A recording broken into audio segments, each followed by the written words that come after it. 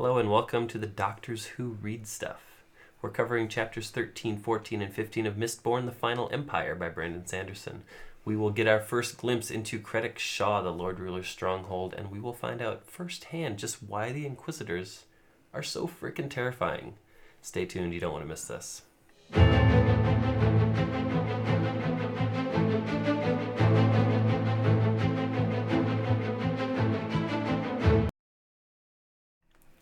Hello, this is the Doctors Who Read Stuff. I'm Chris. I'm Chip. And I'm Brian. And you might have been wondering why the name change? Why are we the Doctors Who Read Stuff? Why are we? Because we're not illiterate. That's right. That's right. We're actually quite good at reading, believe it or not. Not just picture books. Sorry. I'm going to stop now. I do like me a good picture book, though, I will say. Goodnight Moon, terrific. Goodnight Dune is better. I haven't read that one. You need to. I need to read that.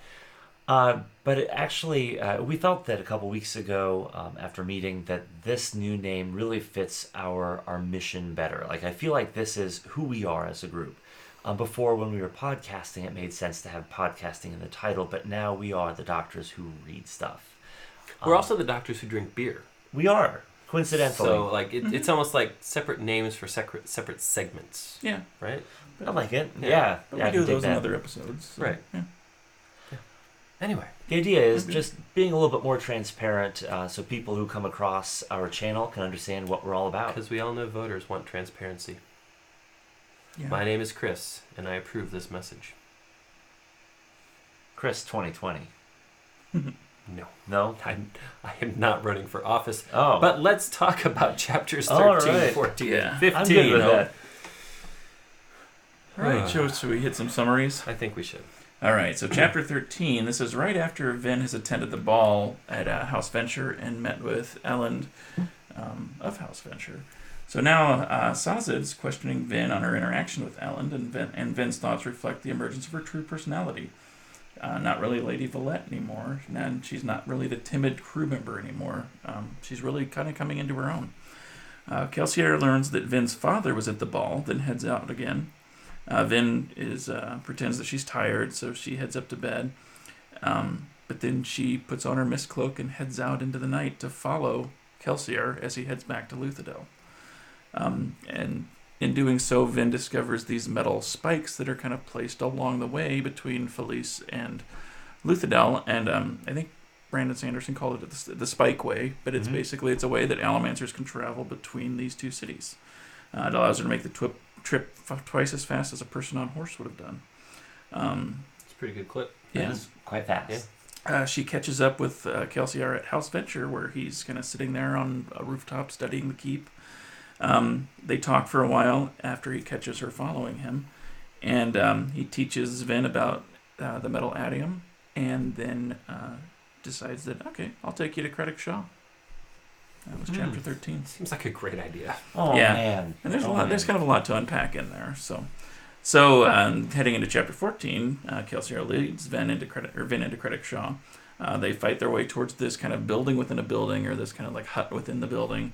That Kelsier is just convinced that there's something important in there because the Lord Ruler goes in there every 3 days for 3 hours. We don't know what's in there, but Have we considered that that's when he poops? could be when he's using the can. But only once every 3 days? I don't know. I don't buy that. But maybe. I mean, it could be regular for a Lord Ruler. I don't know. You could really use some Metamuse. Anyway. Maybe. You can go ahead. Anyway, so they fight their way in.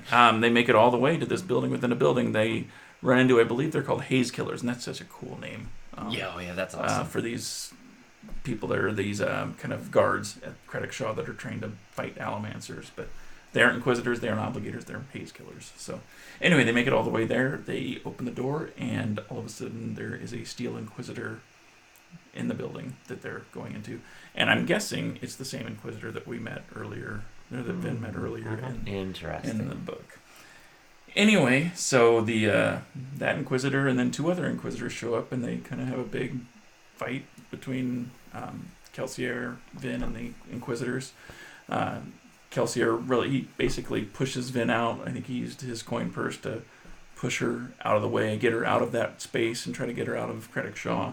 But the Inquisitors follow her, so he's kind of tied up with I think one of them's attacking him, or maybe the two of them are, but the main one's going after Vin. So he chases her all the way outside. They have or actually, before she gets outside, she goes through kind of like a chapel area or some sort of a religious area where she finds this giant leather-bound book that she uses to protect herself in this battle with the Inquisitor.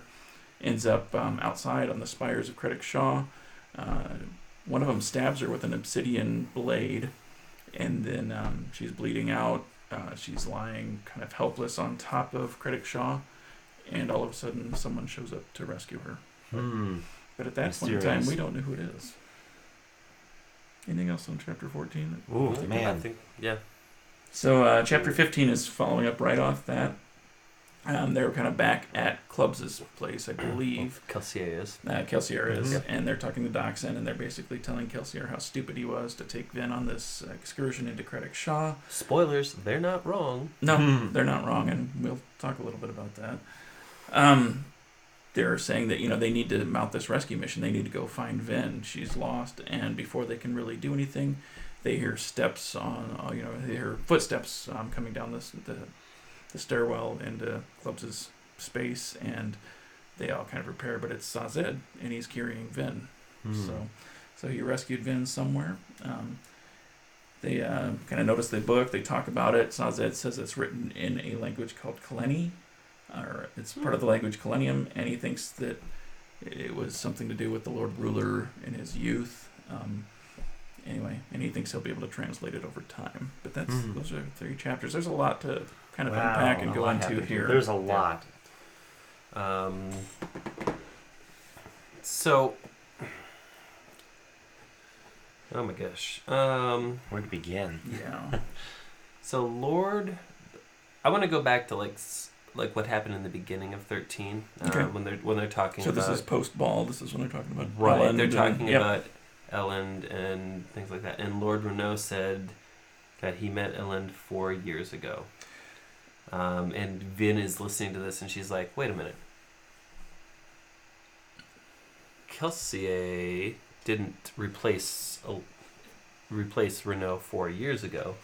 It's almost like this guy that he's got to be the imposter really can't differentiate Renault from whoever he is. Whoever he is. I noticed that because I actually went through and I flagged a few different points, and actually, I think the next 3 or 4 chapters, there's these references to Lord Renault and who is this guy? Because he really thinks he's a lord. Yeah, and clearly, is he a lord? Is he not? Is he an actor playing the part? Is there something else going on here? So I think that's where you're headed to. Yeah.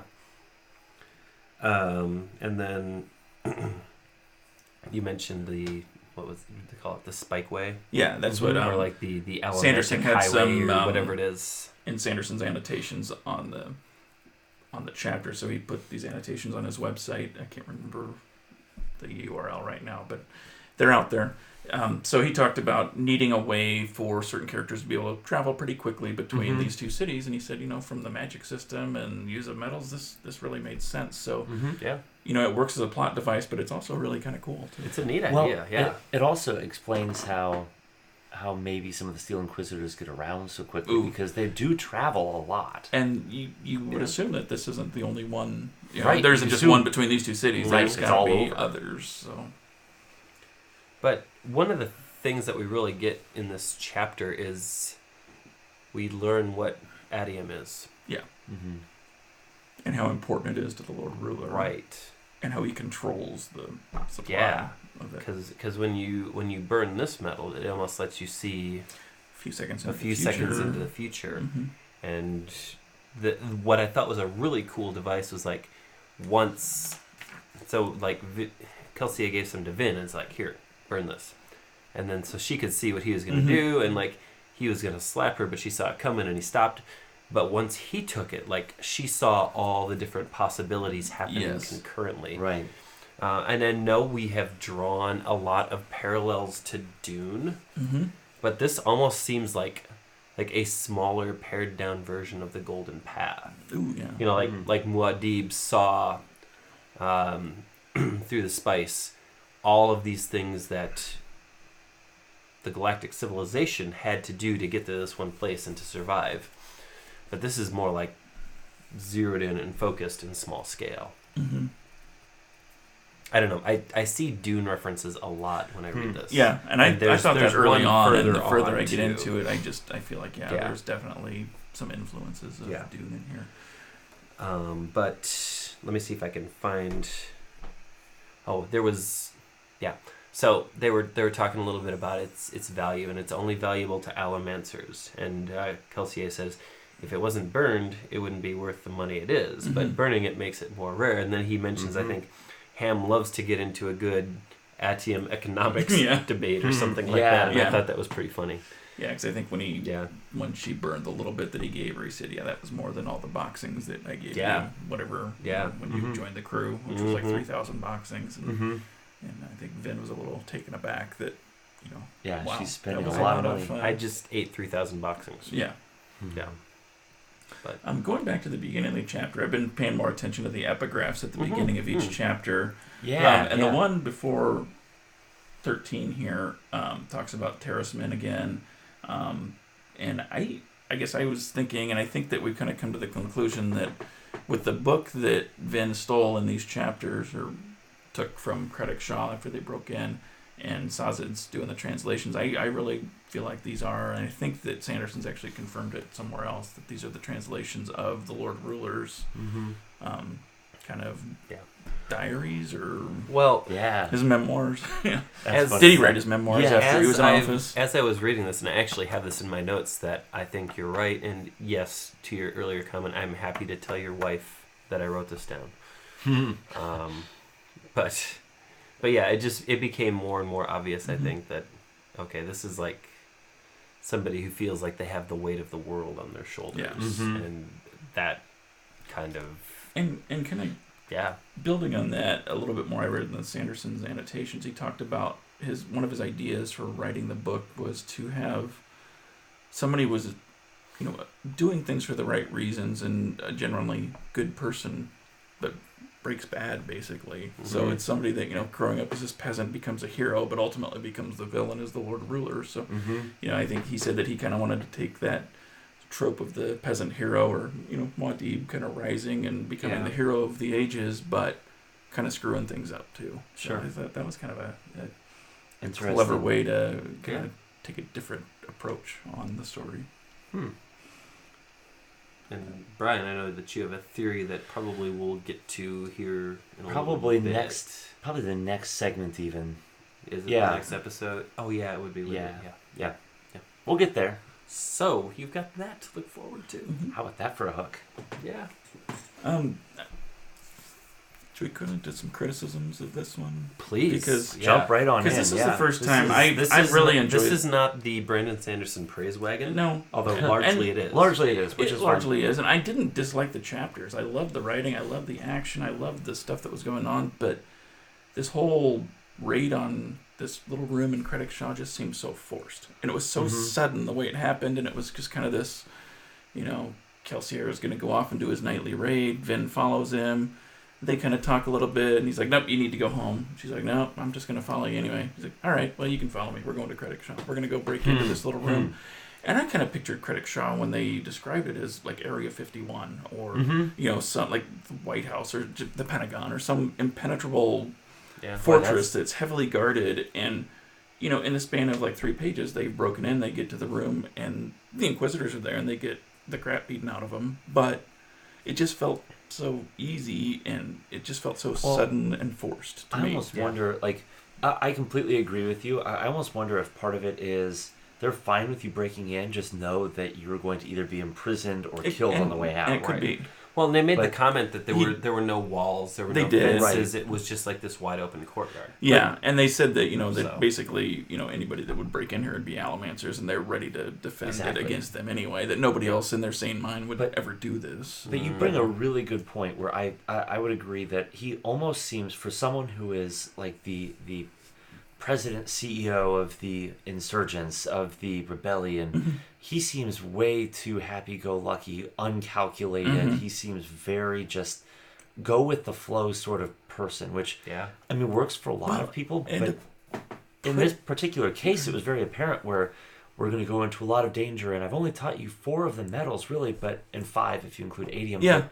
But, let's just toss you in there. We'll just see what happens. Yeah, but it just seems like she's such an important piece of this crew that she doesn't realize how important she is yet, and that she's the only other full allomancer on the crew that can use all the metals, and she only knows, like you said, half of them. And it just seems like with the level of importance that she could potentially play, or the bigger part that she could play in this, that Kelsier is willing to just, if something happens, it happens, and I'm willing to sacrifice people. It's like, I don't think he is. So it just seemed out of character.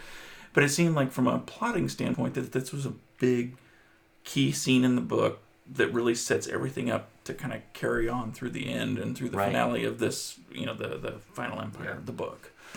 But it just felt like it was just all of a sudden there. And that there's things I really liked about it. It's just that the way that he got there, I struggled with. Yeah. And I think we also encountered something similar in A Name of the Wind. It's like there was a lot of like movements of convenience to get people in the right place at the right time for certain things to happen. Yeah. So I don't know. But I will say, just to your other point, where there was so much that happened in some of these chapters, like I literally almost jumped out of my seat when I could just picture it when they got into this area, and like the room is just right there, and they open the door, and there's the Steel Inquisitor smiling. You can see like the curvature of his smile, and he had the tattoos and the spikes in his eyes. Exactly. So let's kind of talk about this, because we find out that Kelsier got sent to the pits 3 years ago for trying to break into the same room. Yep. Mm-hmm. And this is where Mare or Mare, I don't know. If somebody knows how to say it, please help correct us. I'm going to go with Mare, but but the 2 of them tried to break in and they got caught. Yep. And that's where Mare ended up in the pits with Kelsier, and she didn't make it out of the pits. And it was, basically it said that, somebody betrayed him because only a few people know they were going to hit it. But the same thing happens tonight. Yeah, they had Inquisitors the Inquisitor was waiting there for them. And I'm assuming, I don't know that it explicitly said that it was the same Inquisitor from earlier with Cayman's crew, and when they were going to go make the deal, that the Steel Inquisitor showed up, and he had a particular interest in Cayman and especially Vin, and was trying to follow them. And when Kelsier and Doxson kind of took the Inquisitor off on another goose chase to lose him so that she could get away. But I'm guessing it's the same one. But like that one initially followed her, and then another one that was chasing Kelsier followed her. Then after Vin, which alluded to the fact that they were after her. Yeah, there's something very important about her father. Yeah. Who we just were introduced to in the ball scene. So right. Who is a... Oh, shoot, what's the term? What is he? Oh, an obligator. Obligator, thank you. I kept thinking notary. Yeah. Well, they serve that purpose. It feels like a notary. Yeah. It's a wizard notary. Yeah. It's I'm fine. all right with that. Yeah. So that's just kind of interesting. But what this really did was it stupidly played their hand. Because now it's out there that, hey, we have 2 rogue Mistborns running around. Yep. And one question I had was, how did the Inquisitors know that they were going to be there? Yeah, and that's one of the questions that I'd written down. So I was kind of thinking, it's like, okay, either somebody in their party betrayed them again, which it's possible. If the same person is there that betrayed them the last time, sure. Yeah. But Kelsier also didn't tell anybody he was going to do that, and that might have been the reasoning or the logic behind like that sudden, like, oh, hey, I'm just going to go hit the Lord Ruler's house. Yeah. But it's like he'd hit some other major houses before this. But what we learn about Adium, that it allows you to see the future. What if the Lord Ruler has a greater control of the metal and can see farther into the future? Or if he consumes more of it. Saw this. Well, and they talked about when they got closer to Kredik Shaw how powerful of a soother he is. So they could just feel the suppression, or Vin could feel it. Even when she started burning copper to hide it, or mask it. Whatever she was doing to mask, to not feel those effects, that she could still feel it through whatever she was burning at the time. And so So he could be a very powerful Allomancer, and he's supposed to be a living god. So True. So like if he takes enough of that and he can see even 20 minutes, Mhm. he could be like, hey, go. if they go can to see my a few poop seconds room. and he can see a few minutes, then Yeah. Yeah. if So, that's what it is. I don't know. I can That was totally just see that. that was just something I But then how do you... thought about. Another thing I thought was interesting in these chapters, even though I didn't like the way it snuck up on me all of a sudden, the way Kelsier goes in, and he's killing these haze killers left and right, and Vin actually makes her first kill in this chapter. Yeah. And I thought that it was kind of an interesting juxtaposition between the two of them, where Kelsier is this accomplished Allomancer. He's going off. He's just hurling bodies around and taking people out. And Vin kills her first. I can't remember if it was one of the haze killers or somewhere in there. And it kind of it affected her. She thought about it that this just happened. It was kind of in the moment, but it is still kind of interesting that one of the characters that we're really following is really kind of ruthless. Yeah. But then he says, he has to be. That anybody it's that's fighting like, against the resistance is the Have enemy. you guys watched The Blacklist? Yeah. I've watched a couple episodes, Yeah. but James Spader, right? Yeah. Yeah. Like, that dude is not a good dude, but you root for him. Mm-hmm. Yeah, he's kind of the anti-hero. Right. But, It's kind of the same way here, right? yeah, a little bit. Yeah. Maybe not quite like that, but similar. Mhm. Well, or even like the number of TIE fighters that they end up shooting down in Star Wars. Like Yeah. they're ruthless, but at the same time, it's for a cause. Yeah. And usually, the Imperial are just terrible shots anyway. That's So, true. So yeah, chapter 15 opens with Kelsier being back at home base basically, and everybody's yelling at him because they took Vin. And I thought he was being very childish in a way. The very first part of that chapter when he says, "Yep, you guys have been right all along. I'm a madman. I'm a lunatic. Perhaps I should have just died in the pits and never come back to bother any of you." Yeah. It just seemed so almost out of character for him, but maybe not. Yeah. But it just felt kind of petty on his part. A little that bit, he knew yeah. that he screwed up. He knew that he shouldn't have done that, and he was You didn't need to say he it. was kind of lashing out at that point. Yep. But I thought what chapter 15 really did for me, and really the end of 14, but once you realize it was Sazed that rescued her, Mm-hmm. I want to know more about him. I want to know what the Terracemen are, what the Yeah. Keepers are, what this whole thing is, why the Lord Ruler tried to kill them all, why is he scared of them? Yeah. But There's we a get lot more there. to him. Um, We get a lot, but we don't get enough. Right. But we got some more like nuggets of information. So keepers have more than religious knowledge. And this is a quote. Their metal minds contained vast wealths of information on culture, philosophy, and science. Okay, what's a metal mine? Well, that's what question I had, because he Yeah. said, didn't he say he used a whole He metal used mine a whole to get metal mine there to get in to time to the rescue her? Yes. Yep. So what is it? So what does that mean? So, and then we also start to see some cracks in Kelsier's facade. Yeah. Mm-hmm. Like he openly admits that he doesn't think they can succeed as long as he's alive. He has a and- very distinct character change after these He does. events, which I think is part of the reason that these chapters were there and their position the way they were. Yeah. Mm-hmm. That even though they felt a little forced, there's a lot of stuff, like I said, it was setting up kind of the rest of the book.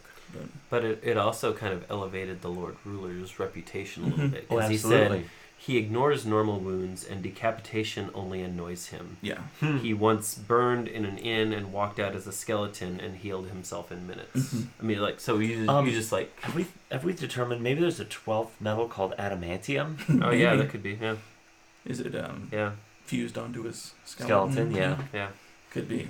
The other thing about Kelsier, and I don't know, just kind of going back from the earlier chapters that we've talked about till now, it seemed like Kelsier had a lot of points of view chapters, and I think the further we're getting into it, it seems like Vin has a lot more. So they're kind of shifting the focus to Vin. So I don't know if Kelsier is going to be like an Obi-Wan type character, that he was there long enough to train her and help her and get her to a point where she's ready to move to the next A lot of the fan art and the covers and all of that tend to feature her. Yeah. Mm-hmm. So that almost kind of seems like how it's going. Yeah. So I don't know if Kelsier survives this book, or maybe he survives the trilogy, and Right. But anyway, it feels like they're really moving Vin into the kind of center position here. That's really going to focus on her. And I think Sazed's moving into such a more prominent role after these chapters too. And maybe in chapters 16 and 17, which we'll cover next week, we will learn some more. Maybe not. Maybe I guess we'll find out. Anyway. That was a lot to cover. It was. So thanks for bearing with us. If you liked what you saw, please give us a thumbs up. If you didn't like it, we'll take a thumbs down as long as you tell us why you thumbs downed us. Please also click the subscribe button if you liked us. We are on social media at TDW Podcast. That's on Instagram. That's on Twitter. If you are a Facebooker, we're at facebook.com/TDW Podcast. And lastly, you can visit us on our website at www.tardiscast.com. We're coming at you every Wednesday with new content on Mistborn the Final Empire. We hope you will continue to join us. We hope you will comment your thoughts, your impressions, and if we're wrong, feel free to correct us. Anyway, all right. Thanks again. We'll see you next week. Allons-y.